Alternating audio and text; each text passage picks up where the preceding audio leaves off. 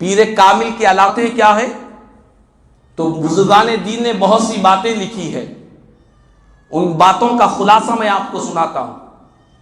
پہلی بات یہ ہے کہ جس سے بھی انسان مرید ہوتا ہے، جس کو اپنا پیر بناتا ہے، چونکہ پیر بنانے کا مطلب یہ ہے کہ اس کو اپنا امام بنا رہا ہے، اپنا مقتدا بنا رہا ہے، اپنا رہبر بنا رہا ہے، اپنا رہنما بنا رہا ہے۔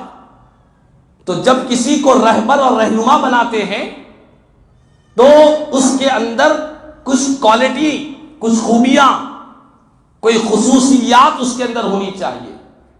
چند شرائط ہے۔ پہلی شرط ہمارے علماء نے بیان کیا کہ اس کا عقیدہ صحیح ہو، اس کا عقیدے میں بگاڑ نہ ہو۔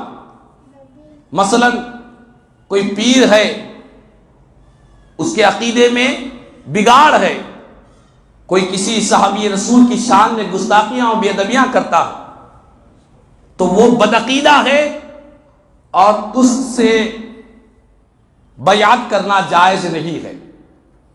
کوئی کسی اہل بیت اطہار کے کسی فرد کی شان میں گستاخیاں کرتا ہے، اور یہ اللہ کی شان میں سے کسی ایک ولی کی تعلق سے دل میں کینہ کپٹ رکھا کرتا ہے، چونکہ چاہے صحابہ کرام ہو، اہل بیت اطہار ہو، اولیاء اللہ ہو، علماء ہو، ان سے اگر دلوں میں کینہ کپٹ رکھیں گے تو ایمان کا خاتمہ ہونا بہت مشکل ہو جائے گا۔ بندے کا ایمان خطرے میں پڑ جاتا ہے اللہ کے نیک بندوں سے دلوں میں ذری سی رنجش رکھنے سے۔ تو پہلی جو چیز ہے پیر کے اندر اس کا عقیدہ درست ہونا چاہیے، اور دوسری شرط علماء نے بیان کیا کہ وہ اہل علم ہو، جاہل نہ ہو، علم سے اس کا سینہ مالا مال ہو۔ بغیر علم کے وہ کبھی بھی کہیں بھی بہک سکتا ہے، پھسل سکتا ہے، ہلاک ہو سکتا ہے۔ جاہل کو پیر نہیں بنایا جا سکتا، اہل علم ہو، معلومات ہو۔ جب اسے خود معلومات ہوں گے تو وہ دوسروں کی رہبری کر سکے گا۔ اسے کے پاس اگر علم نہیں ہے، جہالت اس کے اندر ہے، تو پھر وہ دوسروں کی رہبری نہیں کر سکتا۔ یہ دو باتیں ہوئی۔ تیسری بات یہ بیان فرمایا کہ کوئی گناہ، ظاہری گناہ میں مبتلا نہ ہو، فاسق معلن نہ ہو جو اعلانیہ طور پر گناہ کرتا ہے۔ کوئی بڑا کبیرہ گناہ کرتا ہے علانیہ طور پر، یعنی وہ شخص بے نمازی ہے، بے نمازی کبھی پیر نہیں بن سکتا۔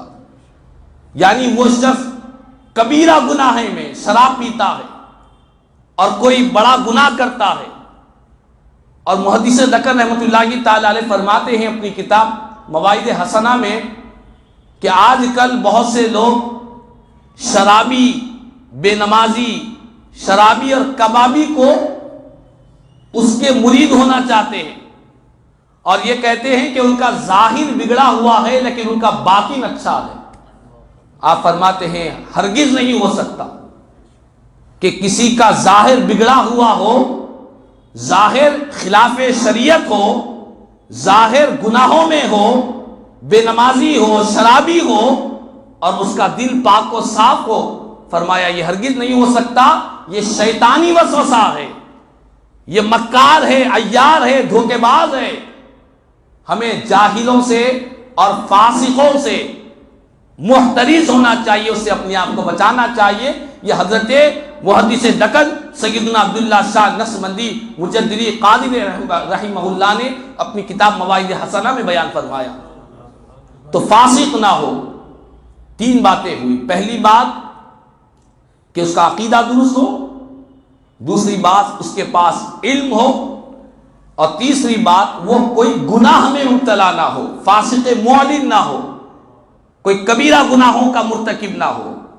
اور چوتھی چیز یہ ہے کہ وہ اس کا جو سلسلہ ہے وہ سلسلہ تاجدار کائنات صلی اللہ علیہ وسلم تک جا کر پہنچتا ہو، حضور کی ذات تک جا کر پہنچتا ہو۔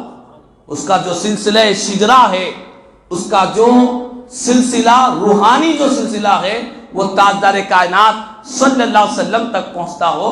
جب یہ چار چیزیں ہو جائے گی تو فرمایا ایسے پیر کامل سے بندے کو ضرور بضرور مرید ہونا چاہیے۔ تو بہرحال کہنے